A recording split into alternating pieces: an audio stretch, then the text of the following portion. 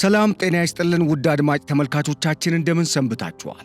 ይህ ገበያ ሚዲያ ነው። ፕሮግራማችን ከገበያ ሚዲያ ዘወትር ምሽት 3 ሰዓት ተኩል ላይ ወደ እናንተ የሚደርሰው የገበያ ሚዲያ ልዩ የፖድካስት ፕሮግራም ነው። በዛሬው የገበያ ሚዲያ ልዩ የፖድካስት ፕሮግራም እንደተለመደው ከኢትዮጵያ ብሔራዊ ጥቅም ጋር የተሳሰሩ ወሳኝ መረጃዎችን ይዘናል። ቀዳሚ ወዳደረግነው መረጃ ስንሄድ የትላንትናው የአፋር ክልል ጥቃትን በመጠኑ እናያለን። ከጦርነቱ ጀርባ ምን ታቅዷል? ኤርትራና ግብፅ ከኋላ ምን እያሰቡና ምን እየሰሩ ነው? እናየዋለን። የቀጠናው ሀገራትስ በዚህ ዙሪያ እንደዚሁም አጠቃላይ ኢትዮጵያ የቀይ ባህር በርን ለማግኘት ባቀረበችው ጥያቄ ዙሪያ እየመጣ ያለውን ጦርነትስ እንዴት እያዩት ነው? በኢትዮጵያ ላይ ሊከፈት ታቅዶ እየተሰራበት ያለውን ጦርነት እያገዙ ነው ወይስ ራሳቸውን እያገለሉ ነው? በስፋት መረጃዎችን መሰረት በማድረግ የምናጋራችሁ ይሆናል።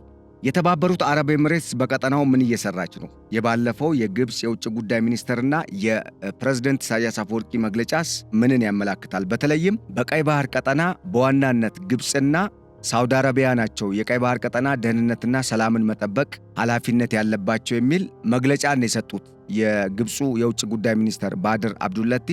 በተመሳሳይ ኢሳያስ አፈወርቂ የሌሎች ሀገራት በዚህ ቀጠና ላይ መሳተፍ ወይም መግባት ጉዳዩን ያወሳስበዋል ሲሉ እየተንተባተቡ ተናግረዋል፣ ድንጋጤ በተሞላበት መልኩ።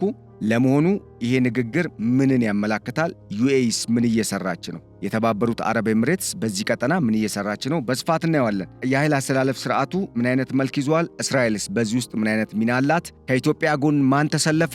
ከኤርትራ ጎን ደግሞ እነማን አሉ የሚለውን ነገር እንመለከታለን። አብራችሁን እንድትቆዩ በመጋበዝ በዛሬው የገበያ ሚዲያ ልዩ የትንተና ፕሮግራም በርካታ ቁም ነገሮችን እንደምትገበዩና በተለይም ያልሰማችኋቸው አዳዲስ ወሳኝ መስማት የምትፈልጓቸው መረጃዎችን እንደምትሰሙ እየገለጽኩኝ በቆይታችሁ ደስተኛ እንደምትሆኑ በማመን ለቻናላችን አዲስ የሆናችሁ ቻናላችንን ሰብስክራይብ፣ ፕሮግራማችንን ደግሞ ላይክ፣ ሼር እያደረጋችሁ ለራሳችሁም ለሌሎችም እንዲደርስ እንግዲህ ጥረት እንድታደርጉ እኛንም እንድትደግፉ ሐሳብ መስጫ ሳጥኑ ላይ ደግሞ ያላችሁን ሐሳብ በፕሮግራሙ ላይ ማቅረብ የምትፈልጉትን ሐሳብ አስተያየት እንድትሰነዝሩ ወይም እንድታጋሩን እየጋበዝን አሁን ወደ ዕለቱ የገበያ ሚዲያ ልዩ የፖድካስት ፕሮግራም ተሻገርን።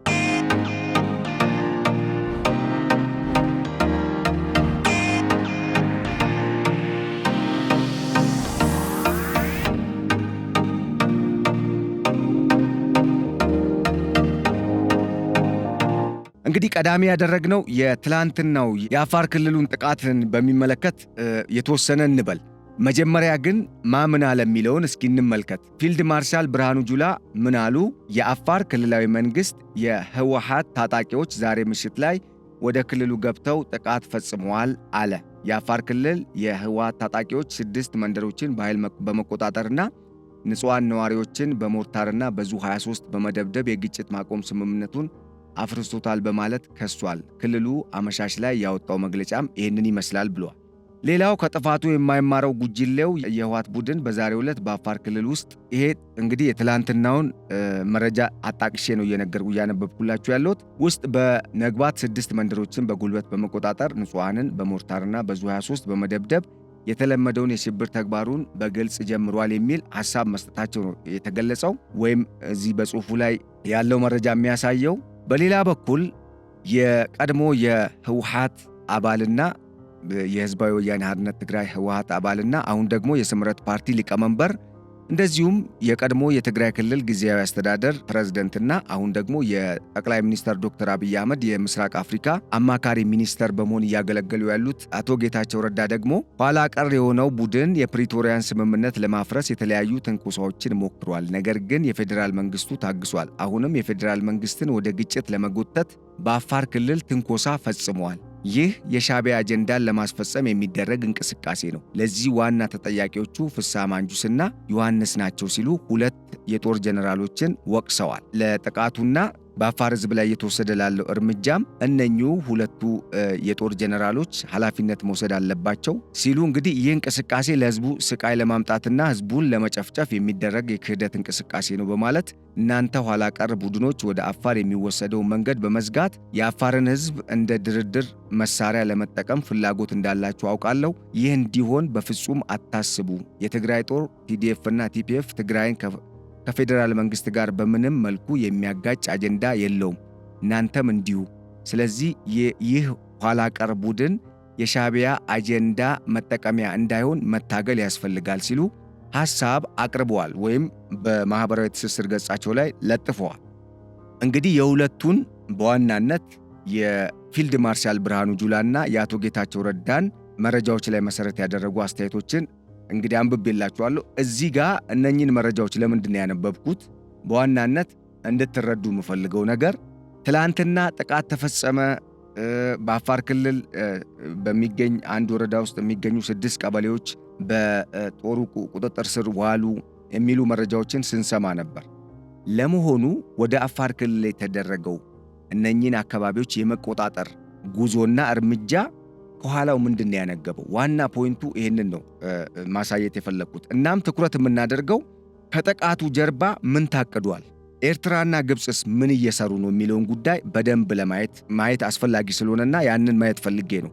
ምክንያቱም እዚህ ጋር መረዳት ያለብን ብዙ ቁም ነገር አለ። እያወራን ያለነው ስለ ኢትዮጵያ ብሔራዊ ጥቅም ነው፣ ስለ ሀገር ነው፣ ስለ ጠቅላላ የኢትዮጵያ ሕዝብ ነው የምናወራው እና ስለ ቀጠናው ነው። አሁን አዲስ የተፈጠሩ ሁኔታዎች በቁንጽል ብቻ የሚታዩ ሳይሆኑ አጠቃላይ ስዕሉንም በማየት ነው መረዳት የሚያስችለው። ምክንያቱም የእንደዚህ አይነት ግጭቶች አነሳስ የራሱ የሆነ የኋላ ምክንያት ሊኖረው ይችላል ወይም ደግሞ አለው፣ ያለዛ አይነሳም። ሁለተኛው ጉዳይ አሁን ላይ በዚህ ቀጠና ላይ የመጣው መፋጠጥና የጂኦፖለቲካዊ ጡዘት ዋና የሆነ ገዢ ምክንያት ወይም መነሻ የሚባለው ትልቁ ምክንያት ምንድነው ከሚለው ተነስተን ነው በደንብ እየተነተንን መረዳትና ነገሩ ግልጽ ሊሆንልንም የሚችለውና በዛ አግባብ ማየት አስፈላጊ ስለሆነ ነው። ለማንኛውም ይሄ ጥቃት ተፈጽሟል የሚሉ የተለያዩ የሚዲያ አውታሮች እንግዲህ አረጋግጠዋል። የውጭ ሚዲያዎችም ሳይቀሩ የፕሪቶሪያው ስምምነትም አደጋ ላይ ስለመውደቁ የሚያነሱ፣ በሌላ በኩል የፕሪቶሪያው ስምምነት ተጥሷል የሚሉ ደግሞ አሉ። እንደዚሁም ደግሞ የትግራይ ጊዜያዊ አስተዳደር የአፋር ክልል ውስጥ የገባ ጦር እንደሌለ፣ የትግራይ ጦር እንደሌለ፣ እንደዚሁም ደግሞ አንድም የአፋርን ክልል ቦታ አለመያዙንና እንደዚህ አይነት ፈጽሞ የሚባል ነገር እንደሌለ ወይም ደግሞ የተከፈተ ጥቃትም የለም፣ ጦራችን ወደ አፋር ክልልም አልሄደም። እርምጃ መውሰድ ብንፈልግ ኖሮ የአፋር ልዩ ኃይል በአሁን ሰዓት የትግራይን ግዛት ተቆጣጥሮ እንደሚገኝ እናውቃለን። ግን ይህንን ማድረግ አንፈልግም። የፕሪቶሪያው ስምምነት እስካለ ድረስ በሱ እንገዛለን፣ ተገዢነን የሚል ሐሳብን እንግዲህ አቅርበዋል። በዛ በኩል ባጭሩ ምንድነው የቀረበው? የትግራይ ጊዜያዊ አስተዳደር ይሄ ጉዳይ ሐሰት ነው እያለን ነው፣ ወይም ደግሞ ምንም አይነት የትግራይ ጦር አፋር ውስጥ ገብቶ የወሰደው ጥቃት ወይም የፈጸመው ጥቃት አሊያም ደግሞ የተቆጣጠረው ቦታ የለም ሲል በደፈናው ምንም አይነት እንቅስቃሴ እንዳልተደረገና ሚዲያዎች ዝም ብለው እያጋነኑ እንደሆነ የሚያሳይ መግለጫ ነው የሰጠው።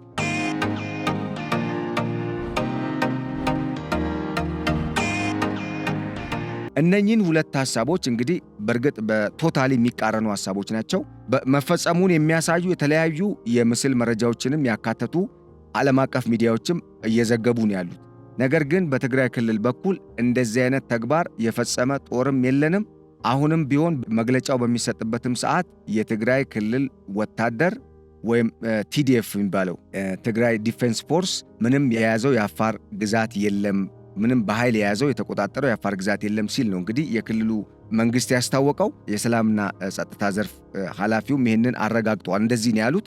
ለማንኛውም ሚዲያዎች ግን አረጋግጠዋል ጦሩ ወደ አፋር ክልል ስለመግባቱና 6 ቀበሌዎችን ስለመቆጣጠሩ በግልጽ በምስል የተደገፈ መረጃን እንግዲህ አቅርበዋል።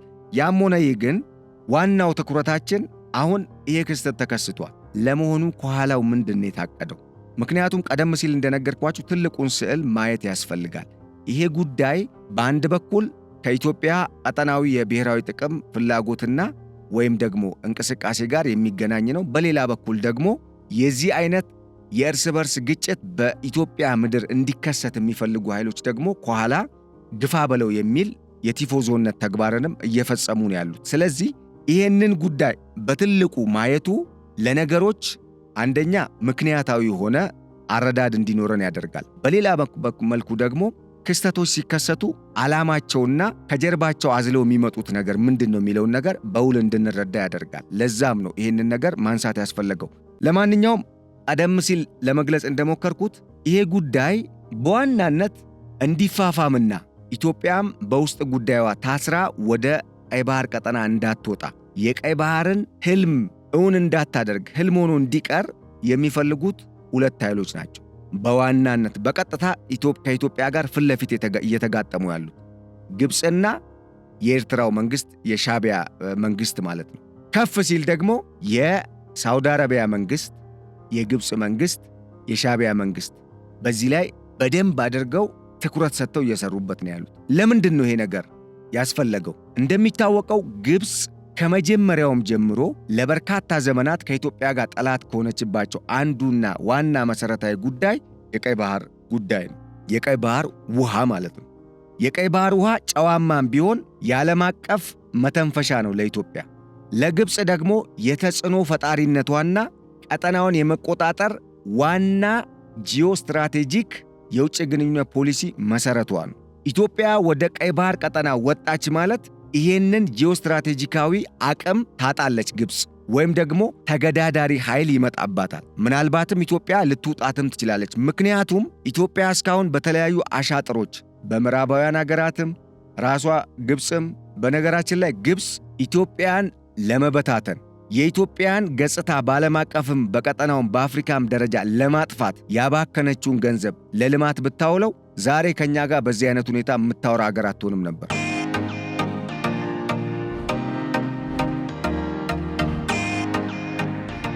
በጣም ብዙ ቢሊዮን ዶላሮችን ያጠፋችው ኢትዮጵያን ለማዳከምና ኢትዮጵያን ከዚህ ቀጠና ድራሿን እንዲጠፋ ወይም ለማጥፋት በሰራችው ሥራ ማለት ነው። ግን ያ ነገር እንዳሰቡት እንደፈለጉት ሆኖ አልቀጠለም።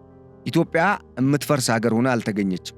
ስለዚህ ይህንን የቀይ ባህር ቀጠና ኢትዮጵያ ስትቀላቀል ሊመጣ የሚችለውን የኃይል አሰላለፍ ለውጥና ቀጠናው ላይ እኔ ብቻ ነኝ የግብፅ የውጭ ጉዳይ ሚኒስተር ባድር አብዱላቲ አሁለታ በሰጡት መግለጫ የቀይ ባህር ቀጠና እስራኤልንም ጭራሽ ያገለለ ነው። ምክንያቱም የተወረረችው ፍልስጤምና ጆርዳን፣ ግብፅ፣ ሱዳን፣ ሳውዲ አረቢያ፣ ኤርትራ፣ ጅቡቲና ሶማሊያን የጠቀሱት። ሶማሊያን በኋላ እንደውም አላነሷትም፣ ዘግየት ብሎ ነው ያነሷት። ለምን?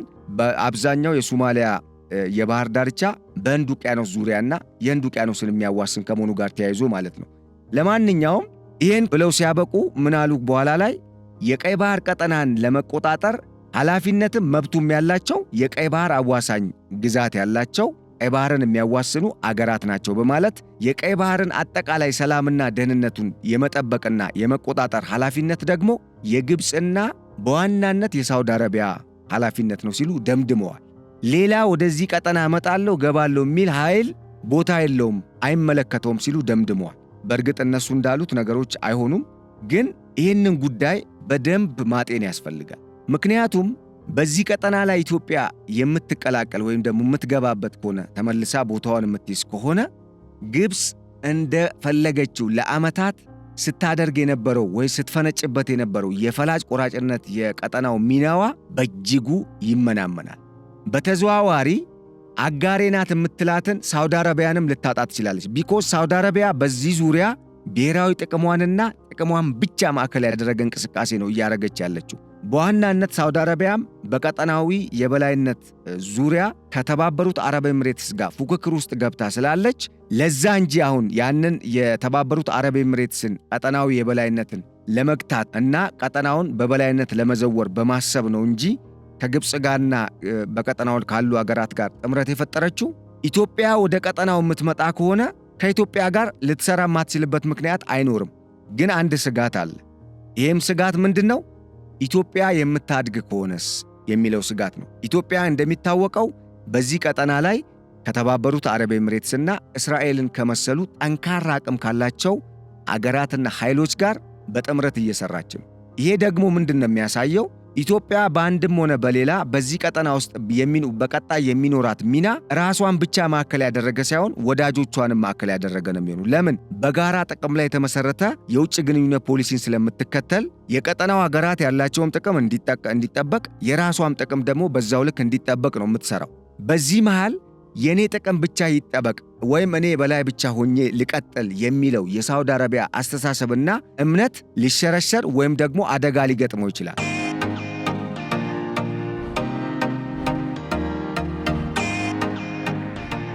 ስለዚህ ለዚህ ሲሉ ኢትዮጵያ ባትወጣ ይመርጣሉ። አንዷ ኤርትራ እንድትገነጠል ካረጉ አገራት በዋናነት በፋይናንስ ድጋፍን በማድረግ ከሚታወቁ አገራት ማለትም ሊቢያ፣ ሶሪያ፣ ግብፅ፣ ኢራቅን ከመሰሉ እና ሳውዲ አረቢያን ከመሰሉ አገራት በቀዳሚነት የምትታወቀው አሁንም ድረስ በእጃዙር ነገሩን እያፋፋመችና ጡዘቱን ቤንዚል እየጨመረችበት የምትገኘው አንዷ ሳውዲ አረቢያ ነች። ለምን? በነገርኳችሁ ምክንያት ማለት ነው። ስለዚህ ከዚህ አንጻር እነኚህ ሀገራት በቀይ ባህር ቀጠና ይህንን ቀጠናዊ ጂኦስትራቴጂካዊ ጉዳይ በሚመለከት እንዴት ነው ታዲያ ጥቅማቸውን ለማስጠበቅ የሚተነትኑት የሚያዩት? አገራቱንስ እንዴት ነው የሚመለከቱት የሚለውን ጉዳይ ማየት አስፈላጊ ነው። እዚህ ጋር አንደኛ ቀደም ሲል እንደገለጽኩላችሁ የግብፅ የውጭ ጉዳይ ሚኒስተር የምስራቅ አፍሪካ ቀጠና ሀገራት በራሳቸው የሚቆሙ ሀገራት ጠንካራ ሀገራት እንዲሆኑ እንደማትፈልግ ግብፅ እንደማትፈልግ ሳውዲ አረቢያም እንደማትፈልግ በግልጽ ያመላከተ ነው። ለምን? እነኚህን ሀገራት ዘርዝረው ሲያበቁ የቀይ ባህር ቀጠና አባል ናቸው ያሏቸውን እስራኤልን ያገለለ ሆኖ እነ ጆርዳን፣ እነ ሳውዲ አረቢያ፣ ሱዳን፣ ጅቡቲና ወዘተን ኤርትራንም ጨምሮ ራሳቸውንም ጨምሮ ከጠቀሱ በኋላ የዚህ ቀጠና አባል መሆን የሚችለው የባህር ዳርቻውን የሚዋሰንና በዚህ በቀይ ባህር ዳርቻ ላይ ወሰን ያለው አገር ብቻ ነው ብለው ሲያበቁ ምን አሉ? በዋናነት ግን የዚህን የቀይ ባህር ቀጠና ሙሉ የሰላምና የጸጥታ ጉዳይ ማስከበር፣ ማስጠበቅ፣ ከስጋት መጠበቅ በሚመለከት ይሄ አጀንዳ የሚመለከተው ግብፅና ሳውዲ አረቢያን ነው ያሉት። አሁን እዚህ ጋር ሌሎቹ አገራት አባል የመሆንና ጀስት አሉ የሚል ስያሜን ብቻ ይዘው ከመቀመጥ ባለፈ ሌላ ውሃ የሚያነሳ የተጽዕኖ መፍጠር እንቅስቃሴ የሚያደርጉ አገራት ሆነው ራሳቸውን ገንብተው በራሳቸው ራሳቸውን ችለው የቆሙ አገራት እንዲሆኑ እንደማይፈልጉ የሚያሳይ ነው። ለዛም ነው እንዳይሆኑም ጭምር ሲያደርጓቸው የነበሩት። ለምሳሌ በዋናነት በሱዳኑ ጦርነት በዋናነት አሁን ላይ ተሳታፊ ከሆኑ አገራት መካከል በቀዳሚነት ስሟ የሚነሳው ግብፅ ነች። ግብፅ ደግሞ በተዘዋዋሪም አይደለም በቀጥታ መግለጫውን ላይ የሰጠች የጀነራል መሐመድ ሐምደን ደጋሎ ወይም የፈጥኖ ደራሹን ኃይል ጭምር በአየር ድብደባ እየፈጸመችበት በጦርነቱ የራሷን ጥቅም ለማስጠበቅ በቀጥታ በሁለት እግሯ በሁለት እጇ በሙሉ አካሏ እንደገባችበት ነው ምንረዳው። ነገር ግን ግብፅ በምትሰጣቸው መግለጫዎችም ሆነ በምታወጣቸው የተለያዩ ጉዳዩን የሚመለከቱ መረጃዎች አንድ አቋምን ታንጸባርቃለች። ይህም ከብሔራዊ ጥቅሟ ጋር የተሳሰረ ነው። የሱዳን ሰላም የሁላችንም ሰላም ነው፣ የሱዳን ጥፋት ደግሞ የሁላችንም ጥፋት ነው ትላለች። እዚህ ጋር ምንድነው ልንገነዘብ የሚገባን ነገር? የሱዳን ሰላም የሁላችንም ሰላም ነው እያለች ግብፅ ግን ሰላም የሚያመጣ ሥራ ነው የምትሰራው? አይደለም። ለምን? ግብፅ የምትፈልገው ሱዳንን ግብፅ እንደምትፈልጋት እንድትሆን እንጂ ሱዳናውያን እንደሚፈልጓት እንድትሆን አይደለም። ምክንያቱም የሱዳን ሕዝብ ነፃነት ይፈልጋል፣ ራሱን ችሎ መንቀሳቀስ ይፈልጋል። ይሄንን ደግሞ ግብፅ አትፈልገውም። ለምን? ግብፅ ብቸኛ የአባይ ውሃን የሚመለከተውን አጀንዳዋን በተለይ ዋናው አጀንዳዋ ግብፅ የአባይ ውሃ ስለሆነ የአባይ ውሃን በሚመለከት ኢትዮጵያና ኢትዮጵያውያንን የምታጠቃበት ዋና መሳሪያዋ ሱዳን ነች። አጋርም አድርጋ የምትይዘው በርካታ ጊዜ ሱዳንን ነው።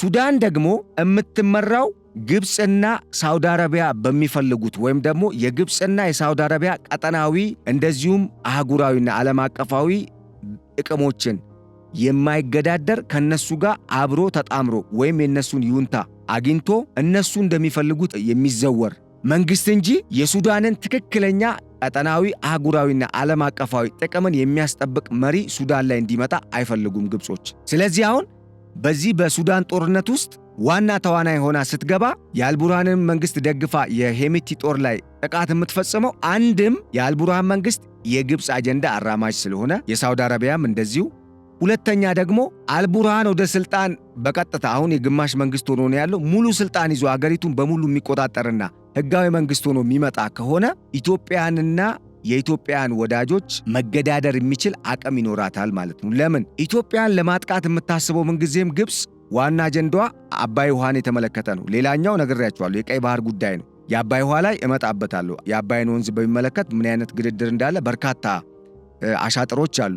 እናም የአባይ ውሃን በሚመለከት በማስገደድ ኢትዮጵያን ወጥመድ ውስጥ ለማስገባት የምትሰራው ግብፅ ሱዳን ከሌለቻት ዜሮ ነች፣ ዋጋ የላትም። ሱዳን ለምሳሌ የህዳሴ ግድቡ አይጎዳኝም። የአባይ ውሃ መገደቡ እንደውም ሌላ ልማት አልሚና ኢትዮጵያን አብረን እንልማ ወይም ሌላ የመስኖም ሊሆን ይችላል የኃይል ማመንጫ ግድብ ገንቢና አብረን እንልማ ወይም እኛም እናዋጣና ኃይሉን ለኛ ማካፍሉን ብትል ግብጽ ምን ሆነች? ዜሮ ሆነች፣ ኩስምናለች ማለት ዋጋ የላትም።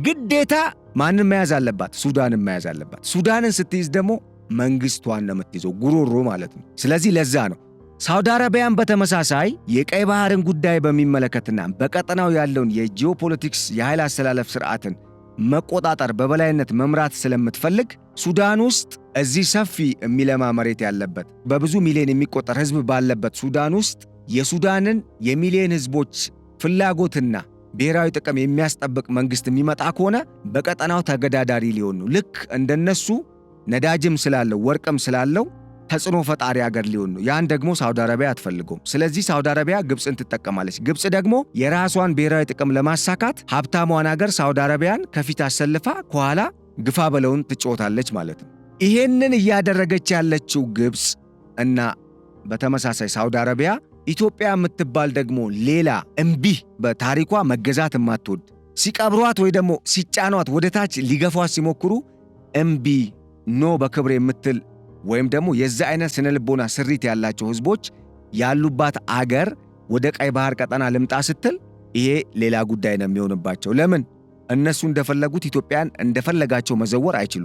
ለዚህ የሚገዛ ለዚህ አይነት የነሱ ተልካሻ አስተሳሰብ የሚመች የስነ ልቦና ውቅር የለውም የኢትዮጵያ ህዝብ። ስለዚህ እዛው መቅረት ነው ያለበት። እዛው እንዲቀር ምንድነው ማድረግ ያለባቸው? ኤርትራን ማስገንጠል። ኤርትራን አስገንጥለው ለ34 ዓመታት ኢትዮጵያን ለማተራመስ ዋና የቀጠናው የሽብር ማዕከል አድርገው ሲንቀሳቀሱ ቆዩ። የኢህአዴግ መንግስት የኤርትራን መንግስት ዜሮ አደረገው። ነገር ግን የባህር በሩን አሳልፎ አብሮ ስለሰጠ በወቅቱ ከፍተኛ የውጭ ምንዛሬ ኢትዮጵያ እንድታጣና ለወደብ ኪራይ ደግሞ በጣም ብዙ ቢሊዮን ዶላርን እንድትከፍል ተገደደች። አሁን ደግሞ ጊዜው ተቀየረና ይሄ የባህር በር ጉዳይ እንደተረሳው ዝም እንደተባለው ሳይሆን የኢትዮጵያ የህልውና መሰረቷ ነው የሚል አጀንዳ ተነሳና የሚል መንግስት መጣና አጀንዳውን አነሳው። አጀንዳውም አቧራው ተራክፎ አዲስ በጣም ወሳኝ አጀንዳ ሆኖ መጣ። ያ ማለት ምንድነው? እዚህ ጋር ልገልጽላችሁ የፈለኩት ነገር ሁለቱ አገራት የግድ እንዲጣመሩ የሚያደርግ አጀንዳ ሆኖ መጣባቸው ማለት ነው። ለምን? ወትሮኑም እነሱ እንደፈለጋቸው ኃይላቸውን የሚያሳዩበት የሚዘውሩት ቀጠና ላይ ሌላ ከነሱ ጋር የሚገዳደር ኃይል እንዲመጣ የማይፈልጉ አገራት ሆነው ሳለ ጭራሽ ቀጠናውን አዳክመን በእጃችን ይዘነዋል ብለው እያወሩ እየደነፉ ባሉበት ሰዓት ኢትዮጵያ ኖ እኔ የቀጠናው አባል አገር ብቻ ሳልሆን ቀይ ባህር የኔ እንደ ሀገር የመመስረት ታሪኬ ነው፣ የታሪኬ አካል ነው፣ መሰረቴ ነው፣ ህልውናዬ ነው ስትል መምጣቷ ሌላ ዱብዳ መጣባቸው ሆነባቸው፣ ለግብፅም ለሳውዲ አረቢያ።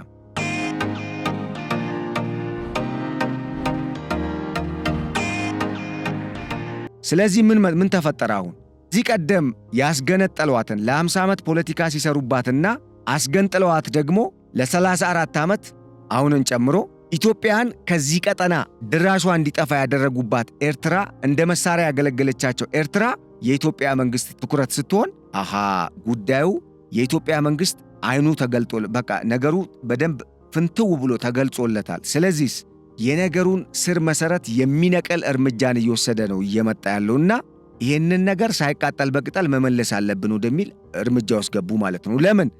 የኢትዮጵያ መንግስት ከቀይ ባህር በር ሲገለል ኢኮኖሚያዊ አቅሙ ይዳከማል። በቀጠናው ላይ ያለውን ብሔራዊ ጥቅም የማስጠበቅ አቅሙ እየተዳከመ ይሄድና የተጽዕኖ ፈጣሪ አቅሙ በጣም ስለሚመነምን የየትኛውም ሀገር መጫወቻ ይሆናል የሚል እሳቤን ያላቸው ከዚህ ቀደም በእርግጥ ሞክረው ነበር። እንደዛ ለማድረግ ተሞክረው ነበር። በትንንሽዬ ሀገራት ጭምር ወደብ የኛ ግዛት እንዳልነበሩ የኢትዮጵያ ግዛት እንዳልነበሩ ለምሳሌ ጅቡቲ በደርግ ዘመን በሊዝ ተሰጥታ የነበረበት ዘመን የሚያበቃበት ጊዜ ነበር የደርግ ዘመን። እንግዲህ በሊዝ ከተሰጠች በጣም ቆይቷል። አፄ ኃይለ ሥላሴ ከስልጣን ባይወርዱ ኖሮ ጅቡቲ ኦልሬዲ ከምዕራባውያን ጋር እሳቸው በጣም የጠበቀ ግንኙነት ስለነበራቸው ለኢትዮጵያ ልትመለስ ነበር፣ ሰነዶች ወጥተዋል። ነገር ግን የመንግስት ለውጥ መደረጉን ተከትሎ በኢትዮጵያ ውስጥ ያ የመጣው መንግስት ገና ሳይረጋጋ በጅቡቲ ውስጥ ሌላ አብዮት ፈጥረው ጅቡቲ አገር እንድትሆን አደረጓት። እቺ በዚህ መልኩ አገር የሆነች ሚጥጥዬ አገር እንኳን ኢትዮጵያን የምታክል አገር ስትፈልግ የወደብ ኪራይ እየጨመረች ስትፈልግ ታክስ እያስከፈለች ስትፈልግ የትራንስፖርት የኮቴ እያለች እየጨመረች ስትፈልግ የኢትዮጵያን ሹፌሮች የወጪ ገቢ ንግድ አመላላሽ ድርጅቶችን ስቅላቸውን እያሳየች ጭንቅ ውስጥ እያስገባች የእነኛ ሀገራት አጀንዳ አስፈጻሚ ሆና ኢትዮጵያ ላይ ከፍተኛ ሻጥርን ስትሰራን የከረመችው። ጅቡቲ ራሷ የኢትዮጵያ መንግስት አማራጭ ስለሌለው ለጊዜው እስካሁን ሲጠቀምበት ቆይቷል። አሁን ግን ነገሮች ወደዛ አይነት መልኩ ሳይሆን በሌላ አግባብ እየተቀየሩ ስለመጡ ይሄ ጉዳይ ጅቡቲንም አሳስቧል። ከዚህ ቀደምም ጅቡቲ እንግዲህ አስቡት፣ ኢትዮጵያን የምታክል ሀገር 1 ሚሊዮን የሚሞላ ህዝብ የሌላት ጅቡቲ፣ ለዛውም ኢኮኖሚያ የተዳከመ 100% በኢትዮጵያ ላይ የተመሰረተ ኢኮኖሚ ያላት ሀገር ምናልባት ከ10 እስከ 12% የሚሆን የጦር ሰፈር ኪራይ የምታገኘው ገቢ አላት። ከዛ በዘለለ ግን ሙሉ በሙሉ በሚባል ደረጃ የጅቡቲ ኢኮኖሚ በኢትዮጵያ ላይ የተመሰረተ ነው።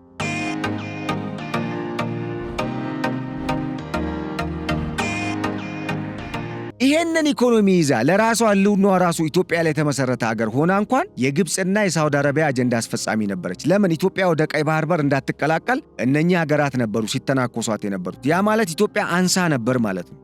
በቀጠናው ከሌላ ኃያላን ሀገር ጋር ስትፎካከር የነበረችው ኢትዮጵያ፣ ብዙ ተስፋ የተሰጣት የተጣለባት ኢትዮጵያ በኤርትራ መገንጠል ምክንያት ተደርጎ ኢትዮጵያ ከቀይ ባህር በር ቀጠና እንድትወጣ ሲደረግ አሳንሰዋት ነበር። ሶማሊያም ከአቅሟ ኢትዮጵያን ለመውረር አቅም አገኘ፣ ጉልበት ሰጠኝ ብላ ገንዘብ ሰጠኝ ብላ ሞክራ ነበር። እዛው አደብ ገዝታ ተቀመጠች። ጅቡቲም እንደነገርኳችሁ ነው። ሱዳንም ኢትዮጵያን ለመተናኮስ ስትሞክር ነበር። ያ ነገር አሁን ያብቃ ተብሎ የኢትዮጵያ መንግስት እናንተ በምትሰጡኝ አጀንዳ በውስጥ ኃይሎች ብቻ አቅሜ ተገድቦና መክኜ እንድቀር እንዳሰባችሁት ሳይሆን ዋናው የጉዳዩ የነገሩ ጠንሳሽ የሆነውን በኢትዮጵያ ውስጥ ሽብር የሚነዛውን ሻዕቢያንና ከሻዕቢያ ጀርባ የተሰለፋችሁት እናንተን ነው የምዋጋው፣ እናንተ ናችሁ ጠላቶቼ በሚል የቀይ ባህር አጀንዳ ባይኖ ሚንስ እውን መሆን አለበት እቅዴ በሚል ኢትዮጵያ መነሳቷን ተከትሎ ሁለቱ አገራት በሚገባ አሁን ላይ ጉዳዩን ከመከታተልም ባለፈ ትርምስን ለመፍጠር አበክረው እየሰሩ ነው ያሉት። የዚህ አካል ነው ኢትዮጵያ ውስጥ ሰላምን በፈጠሩ በተፈራረሙ ኃይሎች መካከል ግጭት እንዲፈጠር ማድረግ አሁን የዚህ አካል ነው። ኢትዮጵያ በሀገር ውስጥ ጉዳይ ቢዚ ሆና ዋናውን የቀይ ባህር በር አጀንዳ እንዳታሳካ እክል ለመፍጠር የታሰበ እንጂ በእርግጥም የትግራይ ህዝብ ከኢትዮጵያ ፌዴራል መንግስት ጋር ግጭት ስላለው ወይም ደግሞ የጥቅም ወይም የህልውና አደጋ ስለተጋረጠበት አይመስለኝም። ለምን? የፕሪቶሪያው ስምምነት ስቲል ስራ ላይ ነው ያለው። የፕሪቶሪያው ስምምነት ፈራሚ የሆኑት የትግራይ ልጅ የትግራይ ተወላጅ እነ አቶ ጌታቸው ረዳ እነ ጀነራል ጻድቃን ሌሎቹም እነ አብርሃም እዚህ ናቸው ያሉት።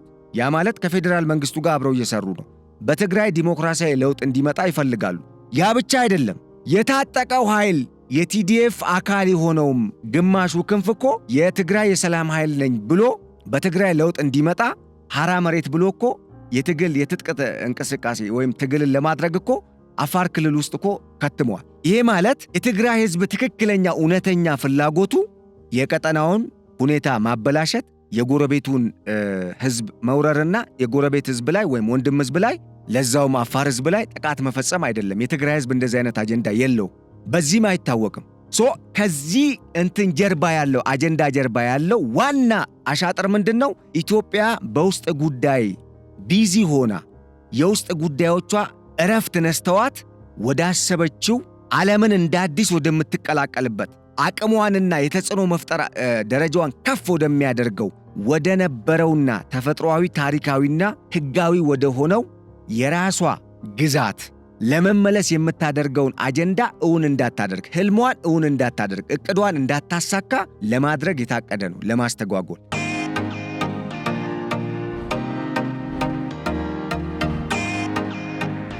ቀጥሎ ምንድነው ታዲያ ሊኖር የሚችለው? ዋና አጀንዳው የሚፈጸመው እንደነገርኳችሁ በሻዕቢያ መንግስት ነው። የሻዕቢያ መንግስት ደግሞ የኢትዮጵያን ጉሮሮ መያዝ ነው የሚፈልገው። ምን ማለት ነው? አሁን ይሄ የኢትዮጵያን ጉሮሮ መያዝ ነው የሚፈልገው ስል የኢትዮጵያ አሁን ላይ ዋና የገቢ ወጪ ንግድ ማሳለጫ ወይም ደግሞ መጠቀሚያ የሆነውን የኢትዮ ጅቡቲ መስመርን መያዝና ከዛ ጅቡቲም ለሚያጋጥማት ኪሳራ ሳውዲ አረቢያና ግብፅ ካሳ ሊከፍሏት፣ ሚስጥሩ ይሄ ነው።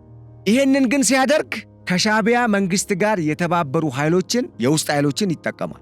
ለምን? ይሄንን ስትራቴጂካዊ የንግድ መስመር ወይም ደግሞ የኢትዮጵያ ዋና የውጭ ገቢ ንግድ ኦልሞስት 90% የኢትዮጵያ ወጪ ገቢ ንግድ የሚካሄድበትን የኢትዮ ጅቡቲ መስመር ከተቆጣጠረ ወይም ሰላም ከጠፋ በዚህ መስመር የኢትዮጵያ ኢኮኖሚ ይናጋል። ያ ማለት ኢትዮጵያ አቅሟ እየተዳከመ ይሄዳል። እሳቤው ይሄ ነው። ይሄንን ለማድረግ ቀስ በቀስ ምንድነው የሚባለው? ውሃ ሲወስድ አሳስቆ አይደል? ያሳሳቅ አይደል የሚባለው? ቀስ በቀስ የሆነ ጊዜ የሆነ አጀንዳ ይፈጠርና እዚህ ክልል ውስጥ ችግር አለ ይባላል። ከዛ ደግሞ ይጠጋል። ከዛ በሆነ አቅጣጫ ወይ በቡሬ በኩል ወይ በሆነ እንደዚህ እየተመጣ ርብሽብሽብሽ ይደረግና ይሄ የኢትዮ ጅቡቲ ዋናው የኢትዮጵያ የውጭ ገቢ ንግድ ማሳለጫ መስመር ወይም የህልውናዋ መስመር ለጊዜው ማለት ነው የራሷ ወደብ ወይም የባህር በሩን እስክታስመልስ ማለት ነው እንዲናጋ ማድረግና የኢትዮጵያን ኢኮኖሚ ማንኮታኮት ነው አጀንዳቸው። ለምንድን ነው ይህንን ቀድመው እያደረጉ ያሉት ሻዕቢያና ግብፅ፣ ሳውዲ አረቢያ? ኢትዮጵያ የውስጥ ጉዳዮቿን ጨርሳ ራሷን አደራጅታ በአንድነት የሚነሳው ለጠላት የማይበገረው ህዝቧ ወደ አሰብ የሚተምም ከሆነ ነገ እነሱ ከዚህ ቀደም ኢትዮጵያን ከቀይ ባህር በር ቀጠና ለማጥፋት ደብዛዋ ከዛ አካባቢ እንዲጠፋ ለማድረግ የገነጠሏት ኤርትራ ወደ ኢትዮጵያ እንደምትመለስ ያውቃሉ።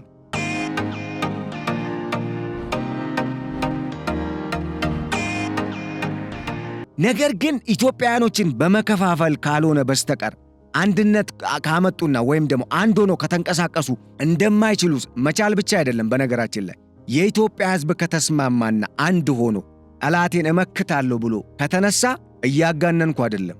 ግብፅ ማለት ምንም አትባልም። በዛ ሰዓት ተራ ነው የምትሆኑ። ምክንያቱም የኢትዮጵያ ህዝብ አንዴ ቆርጦ የውጭ ጠላት ነው በቃ እመክታለሁ ብሎ ከተነሳ ያውቁታል። ዛሬ እኮ አይደለም የኢትዮጵያ ህዝብ እኮ የብረት ዘንግ ይዞ ጎራዴ ይዞ እኮ መድፍ ይዞ የመጣ የጣሊያንን ጦር እኮ የነጭ ጦር እኮ አሳፍሮ የመለሰ ህዝብ እኮ ነው። ያን ጊዜ ግብፅ ረድተዋለች እንዴ? አልረዳችሁም። ግብፅ እኮ ከአንዴም 2-3 ጊዜ እኮ የኢትዮጵያን ህዝብ ታውቀዋለች። መታ እኮ እንዳይሆን ሆና ተቀጣ እኮ ነው የተመለሰችው። አፍራ እኮ ነው የተመለሰችው። ያ ታሪክ አሁን ኢትዮጵያ ውስጥ እንዲነገር አይፈለግም። አሁን ነው ገና እየተነገረ ያለው። ከዚህ ቀደም አይፈለግም ነበር። ለምን? ሻዕቢያ እጁን በረጅሙ ኢትዮጵያ ውስጥ አስገብቶ ግብጾች ከባድ እንደሆኑ፣ ከፍተኛ የጦር መሳሪያ እንዳላቸው፣ እኛ እንደማንችላቸው፣ በዓለም አቀፍ ደረጃ ተጽዕኖአቸው በጣም የበዛ እንደሆነ ሲተርክልን ነው የኖረው። በተለይ ወጣቱ ትውልድ ለምን ብሎ የቀይ ባህር በርን እንዳይጠይቅም የታሪክና የትርክት መዛባትን በመፍጠር ሲያስተጓጉሉን፣ ሲያዛቡ፣ እርስ በርስ ውዝግብ ሲፈጥሩ ነው የከረሙት።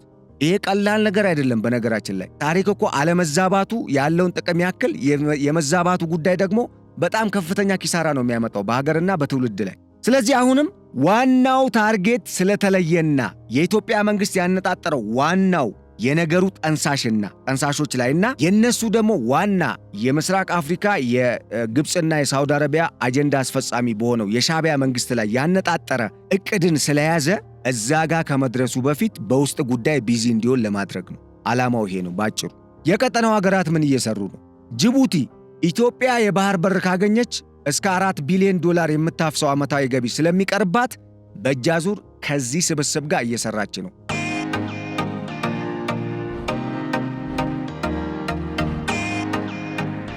በተመሳሳይ ኢትዮጵያ ምናልባት ብዙ ጊዜ ሰዎች እኔ በጣም ይሄ የኢትዮጵያና የሶማሌላንድ የሜሞራንደም ኦፍ አንደርስታንዲንግ ስምምነት በጣም ነው የሚገርመኝ አሁን ሳስበው። ለምንድን ነው ሲባል ምናልባት ብዙ ሰው የተገነዘበው አይመስለኝም። ነገር ግን አንድ እኔ የተገነዘብኩት ነገር አለ እዚህ ጋር በጣም ብዙ ሰው መገንዘብ ያለበት። በኢትዮጵያና በኤርትራ መካከል ጦርነት ቢቀሰቀስ የሻዕቢያ መንግስትና ከሻዕቢያ መንግስት ጋር አብረው የተሰለፉ ኃይሎች መጀመሪያ መያዝ የሚፈልጉትና የሚያቅዱት የኢትዮ ጅቡቲ የንግድ መስመርን ነው፣ የባቡር መስመሩንም ጭምር ሊዘጉ የሚያስቡት። በዚህ ጊዜ የኢትዮጵያ ኢኮኖሚ ስለሚጎዳ መንግስት በጦርነት ኢኮኖሚው እየተዳከመ ስለሚሄድ ራሱን የሚደግሙበት ነገር ያጣል፣ ህዝቡም አማራጭ ስለሚያጣ በመንግስት ላይ ይነሳል የሚል እሳቤን ስለሚይዙ አከርካሪውን ለመስበር ይሄ ነው የሚረዳን መንገድ ብለው ወጥነው እየሰሩበት ነው ያሉት። እና ይሄንን ቀድሞ ነው የተረዳው ነው የኔ ሐሳብ። ለምንድን ነው ካላችሁ ጦርነቱ ቢነሳ ኢትዮጵያ አማራጭ ወደብ ሊኖራት ይገባል። አሁን እኮ የኢትዮ ሶማሌላንድ የበርበራ ወደብ እኮ ልክ እንደ ጅቡቲ ወደብ እኮ አገልግሎት መስጠት ጀምሯል። ከጅቡቲ ወደብ በተሻለ ጥራት ነው የተሰራው። ዲፒ ወርልድ ነው የሰራው፣ የተባበሩት አረብ ኤሚሬትስ ወደብ አልሚ ድርጅት ማለት ነው። ይሄ በጣም ግዙፍ ወደብ አልሚ ድርጅት ነው። በቢሊየን ዶላሮች ነው የሚንቀሳቀሰው ካፒታሉ ራሱ። ስለዚህ አሁን ጅቡቲ ላይ የሆነ ችግር እንኳን ቢፈጥሩ ኢትዮጵያ እነሱ እንዳሰቡት የተዳከመ ኢኮኖሚ አይኖራት። አስቡት። እዚህ ላይ ማለት ታስቦበት ነው የተደረገው። ዝም ብሎ ይሄ የሰፈር ተቃዋሚ እንደሚያብጠለጥለው አይደለም ማለት ነው። ምክንያቱም አንዳንዴ ጆሴፍ ስታሊን እንዳደረገው ራሽያን ዛሬ ለደረሰችበት የጆሴፍ ስታሊን መሰረት በጣም ከፍተኛ አቅም ነው የሰጣቸው። መጨከን ማለት የባህር በሩን ጠላት አውቆ ነው ከኢትዮጵያ እንዲነጠቅ ያደረገው በአሻጥር። ስለዚህ በዲፕሎማሲያዊ መንገድ ብቻ ይመለሳል ብሎ ማሰብ የዋህነትም ሊሆን ይችላል።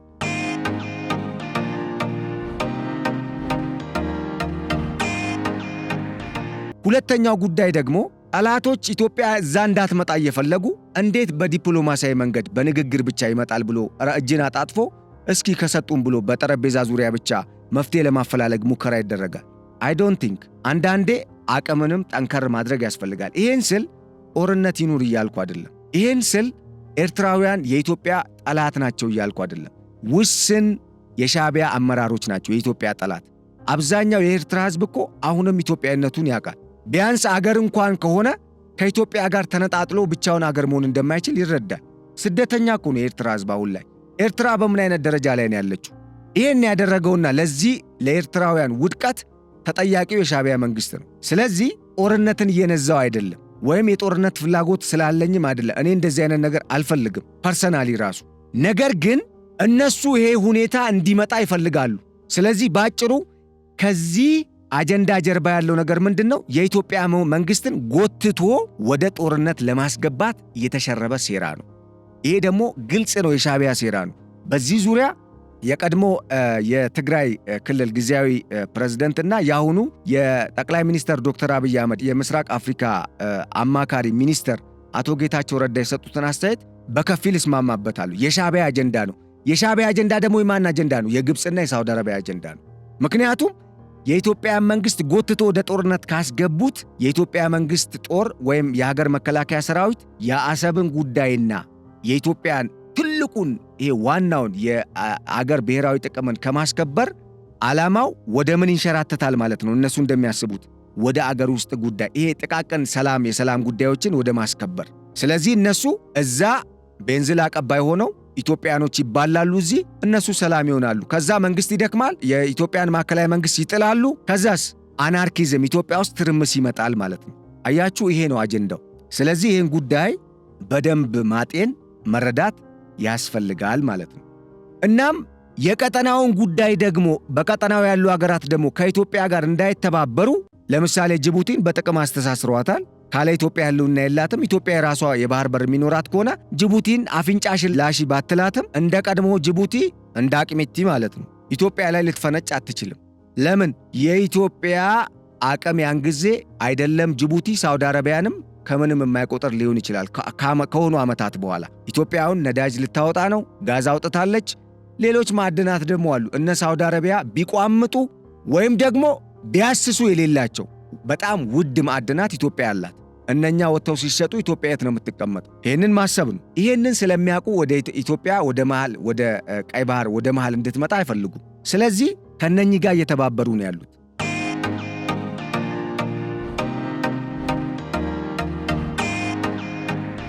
ሶማሊያ አርፋ ተቀምጣ ነበረ፣ ተከፋፍላም ነበረ።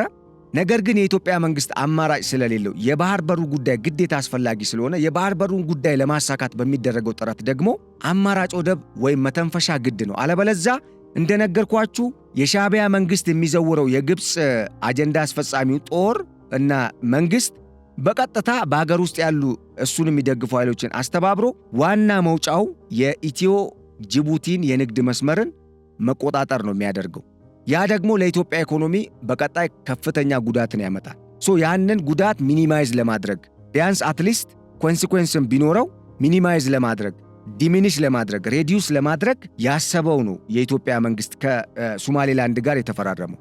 ያ ደግሞ ሶማሊያን ስላበሳጨ ሐሰን ሼክም እዛ ምድብ ውስጥ ገብተዋል። እንግዲህ ያዋጣቸዋል፣ በኋላ የምናየው ጉዳይ ነው በሂደት። ነገር ግን እቺ የሶማሌላንዷ አጀንዳም የወደብ አጀንዳዋ ቀላል እንዳልሆነች አሁንም አይናችሁን ግለጡ ነው ያልገባችሁ ሰዎች። እናም እነኚህ የቀጠናው ሀገራትም ከኢትዮጵያ ጋር እንዳይተባበሩ እንግዲህ በብዙ እየታጠሩና ማማለያ እየተሰጣቸው ከኢትዮጵያ እንዲርቁ እየተደረጉ ነው።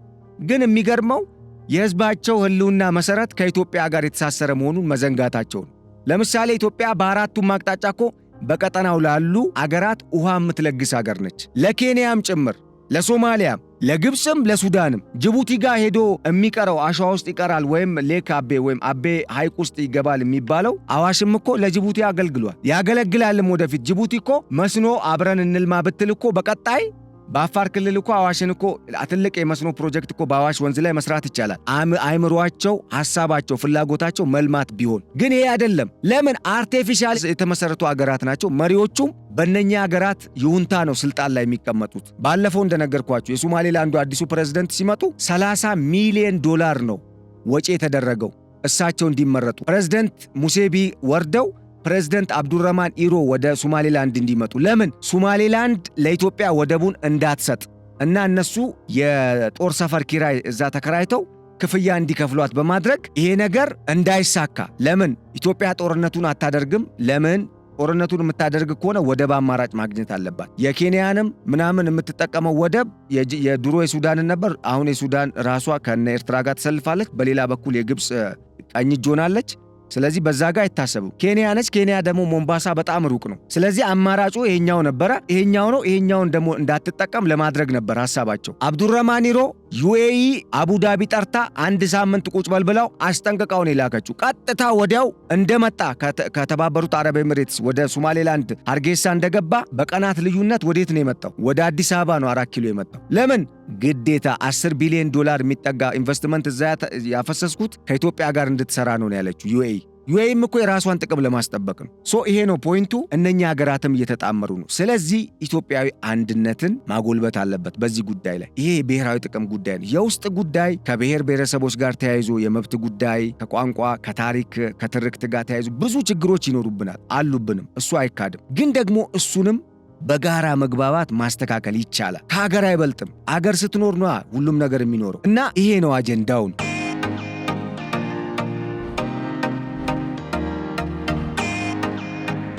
ሌላው የዩኤኢ በቀጠናው ምን እየሰራች ነው የሚለውን በመጠኑ እንመልከትና ካለን ሰዓት አንጻር የእስራኤልን ሁኔታ በተወሰነ ደረጃ አይተን እንጨርሳለን። ዩኤኢ በቀጠናው በጣም ዋና የሚባሉ ወደ 8 ቦታዎችን ይዛለች። በዚህ በምስራቅ አፍሪካ በቀይ ባህር ቀጠና በዋናነት ግን 3 ደሴቶችንና ስትራቴጂካዊ ቦታዎችን ይዛለች። which means ባለቤት ነን የሚሉት ሀገራት ራሱ መያዝ ያልቻሉትን ማለት። የመጀመሪያው ሶኮትራ ደሴት ነው። እንግዲህ ሶኮትራ የጊዜ ጉዳይ አለያየን እንጂ በአንድ ወቅት የኢትዮጵያ ግዛት የነበረች በህንድ ውቅያኖስ ቀጠና የምትገኝ ደሴት ነች። አሁን የመኖች ነው የያዟት። የየመን ደቡባዊ የሽግግር ካውንስል መንግስት ነው የያዛት። አሁን ላይ እንደ አውሮፓውያን አቆጣጠር በ2020 ነው የመፈንቅለ መንግስት አድርጎ እንግዲህ እዛ የገባው። አሁንም እሱ ያስተዳደራት ነው። ግን የተባበሩት አረብ ኤሚሬትስ ሶኮትራ ደሴት ውስጥ የሰብአዊ ድጋፍን እያደረገች ጠንካራ ወታደራዊ ቤዝ መስርታለች። የገባችው በ2015 ነው እንደ ፈረንጆቹ አቆጣጠር። አሁን የሚገራርም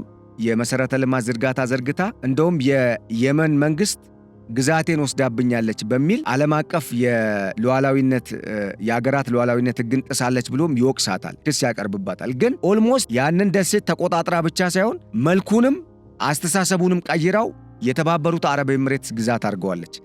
በጣም ወሳኝ ስትራቴጂክ ቦታ ነው። በህንድ ውቅያኖስ ሰሜናዊ ዳርቻ የቀይ ባህር መግቢያ፣ በተመሳሳይ ሌላ ኃይሎች የሚንቀሳቀሱበት እነኚህ የባህር ላይ ወንበዴዎች ምናምን የሚንቀሳቀሱበትን ዋናውን የዚህ የቀይ ባህርና የህንድ ውቅያኖስ ሰሜናዊ ቀጠናን ለመቆጣጠር የሚያስችል ስትራቴጂካዊ ቦታ ነው። እሱን ይዛለች። ሌላው ዙቃር የሚባለውን ደሴትና ሃኒሽ ደሴትን ይዛለች። በታሪክ ሳላህ የሚመራውን የብሔራዊ ሬዚስታንስ ወይም ናሽናል ሬዚስታንስ ፎርስ ወይም ደግሞ NRF የሚባለውን ኃይልን በመርዳት ነው እንግዲህ እነኝን 2 ደሴቶች መቆጣጠር የቻለችው። እንደሚታወቀው በዙቃርና በሃኒሽ ደሴት ምክንያት የመንና ኤርትራ ከዚህ በፊት ተጋጭተውበት ነበር። አሁን ዙቃር ደሴት ላይ የአየር ማረፊያ ገንብታለች። ጠንካራ የወታደራዊ ቤዝ መስርታለች የተባበሩት አረብ ኤሚሬትስ። አሁን በ2025 እንደ ፈረንጆቹ አቆጣጠር የወጡ የሳተላይት መረጃዎችና አንዳንድ የምዕራባውያን ሀገራት ሚዲያ ዘገባዎች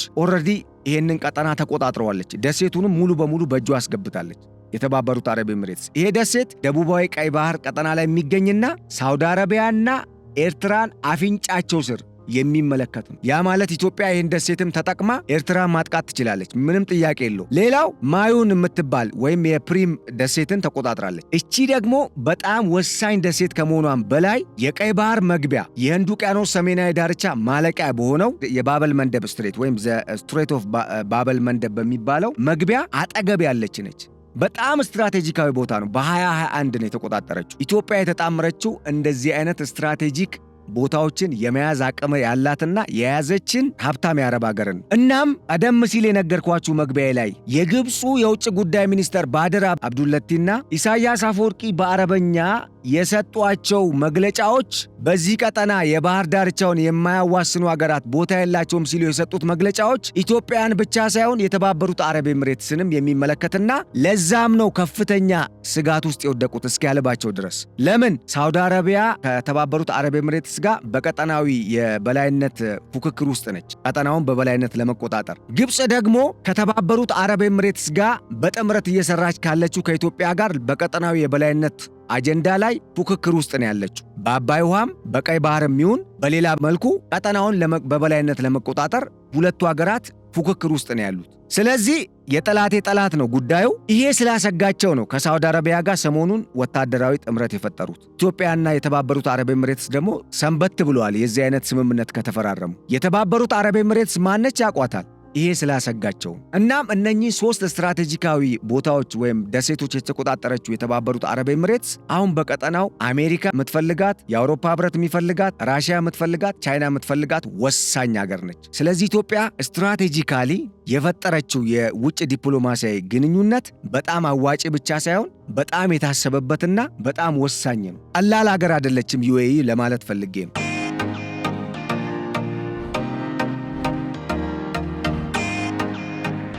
በተጨማሪም ለነ ሻዕቢያና ለነ ግብፅ መንግስት ለነ አልቡራን መንግስትም ጭምር ጦር የምታቀርበው ኢራን በዛ አካባቢ የምታደርገውን የጦር እንቅስቃሴ መገደብ የሚችል አቅም አላት ዩኤኢ። ለምን? የያዘቻቸው ስትራቴጂካዊ ቦታዎች የሁቲ አማጽያንም ጭምር እዛ አካባቢ ለመንቀሳቀስ እድል እንዳይኖራቸው ያደርጋል። ይሄ ደግሞ የሚሆነው ከአሊያንስ ፓወር ጋር ከምዕራባውያን ሀገራት አሜሪካ፣ እንግሊዝ፣ ፈረንሳይ፣ ጀርመንን ካካተተው እስራኤልን ከያዘው በቀጣይ ኢትዮጵያም ትቀላቀለዋለች ተብሎ አሁን ድርድር እየተደረገበት ካለው ኃይል ጋር በመጣመር ቀጠናውን ሴኪውርድ ያደርጉታል። ያ ነው እየተሰራም ያለው። ስለዚህ ይሄንን ስለሚያውቁ ነው ኢትዮጵያን ለመገደብ እየጣሩ ያሉት።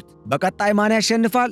አብረን የምናየው ነው። ጠቅላይ ሚኒስትር ዶክተር አብይ አህመድ 1 ሚሊዮን ጊዜ ቀይ ባህር በርን ጉዳይ አናጣም ሲሉ የተናገሩት ዝም ብለው አይደለም። እየታዘብን እዚህ ጋር ይህንን እየተገነዘብን ማለት ነው። እቺ ሀገር በመሳሪያ አቅሟ፣ በሀብቷ፣ በነዳጅ የናጠጠች ሀብታም ነች። ከዛ በላይ ደግሞ አሁን ኢኮኖሚዋ ዳይቨርሲፋይ እንዲሆን በማድረግ በወርቅ ገበያ በዓለም 2ኛ ነች፣ ከስዊዘርላንድ ቀጥላ። በዓለም አቀፍ ደረጃ የተለያዩ የቢዝነስ ተቋማት የተከፈቱባት በጣም ተጽዕኖ ፈጣሪ ደግሞም በኮንስፓይረሲ ቲዎሪ 1ኛ ደረጃ ላይ የምትቀመጥ የአረብ ሀገር ነች የተባበሩት አረብ ኤምሬትስ። ቀጠናውን እንደፈለጋት የምታጦዝ ሀገር ነች። ከዚች ሀገር ጋር ነው ኢትዮጵያ ተጣምራ እየሰራች ያለችው። እንደውም ስጋት ሊገባን የሚገባ ከሆነ በቀጣይ ዩኤኢ እና ኢትዮጵያ ቢጋጩስ እንዴት ነው መፍትሄ ማበጀት ያለብን ስለሚለው ጉዳይ እንጂ ምሁራንና ተቃዋሚዎች ለመንግስት ምክረ ሐሳብ ማቅረብ ያለባቸው ለምን ከዩኤኢ ጋር ሰራ አይደለም። ይሄ ዝም ብሎ የሰፈር ወሬ ማውራት ሳይሆን ስትራቴጂካሊ ማሰብ ነው፣ ከፍ አድርጎ ማለት ነው። ይሄንን ነው እንግዲህ። ይሄ ማለት የቀይ ባህር ቀጠናን ኢትዮጵያ ስትቆጣጠር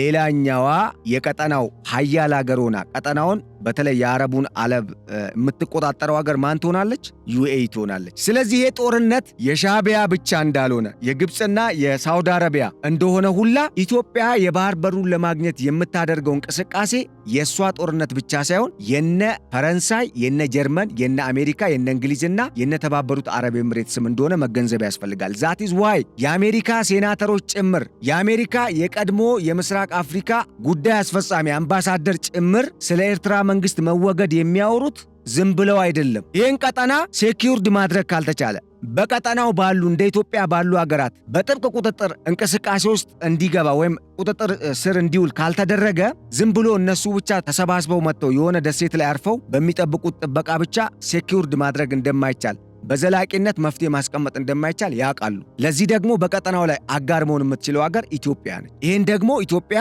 በደንብ እንደምትወጣው ከዚህ ቀደም በታሪክ በደንብ አሳምራ አሳይታቸዋለች። ቀይ ባህር ላይ የኢትዮጵያ የባህር ኃይል በግርማ ሞገስ ነበር የሚሸልለው የሚንቀሳቀሰው። ያንን ስለሚያውቁ ከኢትዮጵያ ጋር መጣመር ነው የሚፈልጉት። ስለዚህ የነኚህ አገራትን ፍላጎት በዚህ ውስጥ ስላለ ኢትዮጵያ እንደምታገኝ ጥርጥር የለውም ነው ባጭሩ ላረጋግጥላችሁ ወይም ልነግራችሁ የፈለኩት። ጠቅላይ ሚኒስትሩም ዝም ብለው እንዳላሉ እየተናገርኩኝ ነው። ይሄን ስል ግን አደጋ የለውም። ዝም ብሎ በቀላሉ ውሃ እንደመቅዳት የሆነ ቀርተን ወይም ደግሞ ክልል እንደማካለል ቀላል ጉዳይ ተደርጎ መታሰብ የለበት።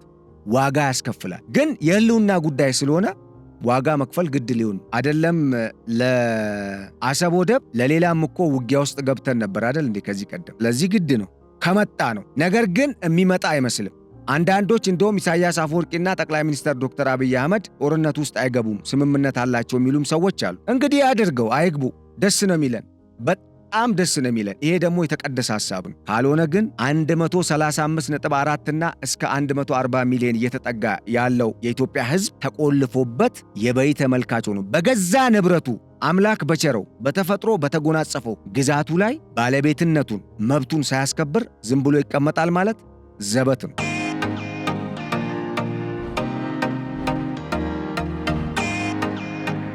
የመጨረሻ አንድ ሁለት ቃል እስራኤል ምን እየሰራች ነው ለሚለው ጉዳይ ልክ የጋዛው ጦርነት ከተጀመረ በኋላ መጀመሪያ የጥቃቱ ሰለባ በተለይ የቀይ ባህር ላይ በሚደረገው የሁቲዎች ጥቃት ዋና ሰለባ የሆነው የእስራኤል መርከቦችና ከእስራኤል ጋር ንክኪ ያላቸው ወይም የእስራኤል ካምፓኒ ጭነትን የጫኑ መርከቦች ነበሩ። ስለዚህ እስራኤል አሁን በጋዛው ጦርነት ጋዛውያንን እንደዛ አራቁታ የሰው ልጅ በሰው ልጅ ላይ መፈጸም የሌለበትን ሰብአዊ ፍጡር ላይ የማይፈጸም የሚዘገንን ተግባርን በፈጸመችውም ጭምር እንደዚሁም ደግሞ ከዚህ ቀደም የአገርነት እውቅናን ለማግኘት ወይም በቀጠናው አገሩና ስትመሰረት ከረጅም ጊዜ በኋላ ተመልሰው አይሁዳውያን በቀጠናው የርስታችን ነው፣ በታሪክም የኛ ምድር ነው፣ እዚህ ነበርን፣ ተሰረጫጨን በሮማን ኢምፓየርና በኋላ ላይ በኦቶማን ኢምፓየር ከዚህ ቦታ እንድንጠፋ ከተደረግን በኋላ አሁን ደግሞ መልሰን አቅም ገንብተን አንሰራርተን መተናል በሚል እዛ አካባቢ ፍልስጤማውያንን አፈናቅለው አገር መሆን ከጀመሩበት ጊዜ ጀምሮ ወይም አገር ከመሰረቱበት ጊዜ ጀምሮ ከአረቦቹ ጋር ግጭት ውስጥ የነበሩ ስለሆኑ ይሄ የጋዛው ጉዳይ በቃ በሚገርም ሁኔታ አረቦቹን አበሳጭቷቸዋል። ዓለምን ያበሳጨው በነገራችን ላይ ማንም ሰብአዊ ፍጡርን የሚሰማ ጉዳይ ነው። አእምሮ ያለው ሰው ለሰው የሚያስብ እንደ ሰው የሚያስብን ሰው በጣም የሚሰማ ነው ፍልስጤማውያን ላይ የደረሰው ነገር። ይሁንና ግን ያንንም መሰረት አድርጎ አረቡ ስለተነሳባት እንደዚሁም ኢራንም በጣም ቀንደኛ ጠላቷ ሆና በዚህ ጉዳይ እየተገዳደረቻት ስለሆነ ከመቼውም ጊዜ በላይ የቀይ ባህርን ጉዳይ የህልውናዋ ጉዳይ አድርጋ እየሰራችበት ነው። በዚህ ቀጠና ደግሞ በታሪክም ኢትዮጵያ ውስጥ እኮ ቤተ እስራኤላውያን አሉ። የኢትዮጵያ ሕዝብ ሙስሊሙም ክርስቲያኑም አንድም ከሰሜን እስከ ደቡብ ከምስራቅ እስከ ምዕራብ ያልተነካካ የለም፣ ጁሽም ነው ወይም አይሁድም ነው ብሎ የሚያወሩ አሉ። አንድ ጊዜ ፕሬዝደንት መንግስቱ ኃይለማርያም ከዚህ ቀደም ጥያቄ ቀርቦላቸው ሁሉም ኢትዮጵያ እኮ ተዋልዷል፣ በአንድ ወቅት የኦቶማን ኢምፓየር ሙሉ በሙሉ ሲያፈናቅላቸው ኢትዮጵያ መጥተው ሰፍረው ነበረ፣ ተዋልደዋል። አሁን ቤተ እስራኤል የሚባል ነገር የለም፣ ያ ከተባለ ሁሉም ኢትዮጵያዊ እስራኤላዊ ነው የሚል ነገር ሰጥተዋል። ለማንኛውም ከሌላው አረብ ዓለም በጣም በተለየ መልኩ ከኢትዮጵያ ጋር ጥብቅ ቁርኝት አላት እስራኤል፣ በታሪክም ይታወቃል። ስለዚህ ያንንም መሰረት በማድረግ ኢትዮጵያም የባህር በሯን ለማስመለስ ያላትን እቅድና ፍላጎትም ከግምት ውስጥ በማስገባት ተጣምራ እየሰራች ነው ከኢትዮጵያ ጋር እና የግብፅና የሳውዲ አረቢያ ስብስብ ቀጠናዊ ካደረገው ጦርነቱን የተባበሩት አረብ ኤምሬትስና እስራኤል ከኢትዮጵያ ጎን በቀጥታ ሊሰለፉና ፊት ለፊት ሊገናኙ ነው፣ ሊዋጉ ነው። ይሄ የሚሆን ከሆነ ደግሞ የጦርነቱ ውጤት ይታወቃል። ይሄ እንዳይሆን በውስጥ ኃይሎች ሚሊዮን ዶላሮችን እየመደቡ ግብፅ የነሱ የሳውዲ አረቢያ ተላላኪ ነች፣ ለግብፅ ደግሞ ተላላኪ ፈጥራለች ራሷም። የአልቡርሃን መንግስት፣ የሻቢያ መንግስት፣ እስማኤል ራሱ በግብፅ ነው ድጋፍ የሚደረግለት፣ ምንም ጥያቄ የለውም። በሳውዲ አረቢያ ነው ድጋፍ የሚደረግለት፣ ጥያቄ የለውም። ሐሰን ሼክም ከታች እየሰራ ነው። በእርግጥ ሐሰን ሼክ በአንድ በኩል ሀገራቸው እንዳትከፋፈል የምታድንላቸው መስሏቸው ነው ከግብፅ ጋር እየሰሩ ያሉት። ያው እንግዲህ መሸወዳቸው ገብቷቸው ወደ አዲስ አበባ ተመልሰው ነበረ። አሁንም ግን ሁለት እግር አለኝና አይነት ጨዋታን እየተጫወቱ ነው። ሁለት ቦታ ረግጣለሁ አይነት አካሄድ ለመሄድ እየሞከሩ ነው። ተባኖባቸዋል። ግን በቀጣይ አደብ ገዝተው ከአዲስ አበባ ጋር ነው ወይስ ከካይሮ ጋር ነው የሚቀጥሉት? አሊያም ከአስመራ ጋር? እንግዲህ የምናየው ነው የሚሆነው። ለማንኛውም እነኚህም ሀገራት በእነኛ ሀገራት በነ ሳውዲ አረቢያና በነ ግብፅ ነው የሚደገፉት። ስለዚህ ይሄን ጉዳይ ከግምት ውስጥ ስለምታስገባ እስራኤል የተባበሩት አረብ ኤሚሬትስም ከኢትዮጵያ ጋር እየሰሩ ነው። ነገር ግን ጦርነቱ ወደ ቀጠናዊ ጦርነት ወደ ግልጽ ከአንድ ሀገር አልፎ ወደ ሁለት ሀገር የሚሄድ ከሆነ ማን ነው እዚህ ውስጥ የሚካተተው? ሳውዲ አረቢያና የተባበሩት አረብ ኤምሬትስ፣ ግብፅና እስራኤል ፊት ለፊት ሊገናኙ ነው። ለምን? እነኛ ኤርትራን ካገዙ እነኚህም ኢትዮጵያን ያግዛሉ። ያን ጊዜ ደግሞ የጦርነቱ ውጤት ግልጽ ነው፣ በኢትዮጵያ አሸናፊነት ነው የሚጠናቀቀው። ምንም ጥያቄ የለው። ያ ከመሆኑ በፊት በውስጥ ኃይል ነገሩን ለማድበስበስና የኢትዮጵያ አቅም ተዳክሞ ኢትዮጵያ እዛው እንደለመደችው ውስጥ ትቀር በሚል ከ50 ዓመት በፊት የጀመሩትን ፕሮጀክት ነው መልሰው እኛ ላይ ተግባራዊ ለማድረግ እየሞከሩ ያሉት። እና ውድ ኢትዮጵያውያን፣ ኤርትራውያን፣ በመላው ዓለም ያላችሁ ወንድም እህቶች ይህን ጉዳይ ይግባችሁ። በዚህ መልኩ ተረዱት፣ ፈትሹት። እናም ለጋራ የህዝቦች ጥቅም አብሮ መቆም ያስፈልጋል። አብሮ ካለማ ይሄ ቀጠና አብሮ ነው የሚጠፋው። መልማት ደግሞ ከመጥፋት ጋር አንድነት የለውም፣ ህብረት የለውም፣ አይገናኝም። ስለዚህ አብሮ መልማትን ታሳቢ ያደረገውን መንገድ መከተል አስፈላጊ ነው ለማለት ነው። አመሰግናለሁ። አድማጭ ተመልካቾቻችን አብራችሁን ስለቆይታችሁ እጅጉን አድርጌ በጣም ነው የማመሰግነው። በቀጣይ በመሰል ከኢትዮጵያ ብሔራዊ ጥቅም ጋር ከተሳሰሩ መረጃዎች ጋር ዳግም እስክንመለስ ለዛሬው በዚሁ ተሰናበትናችሁ። ቸር ሰንብቱልን። ሰላም።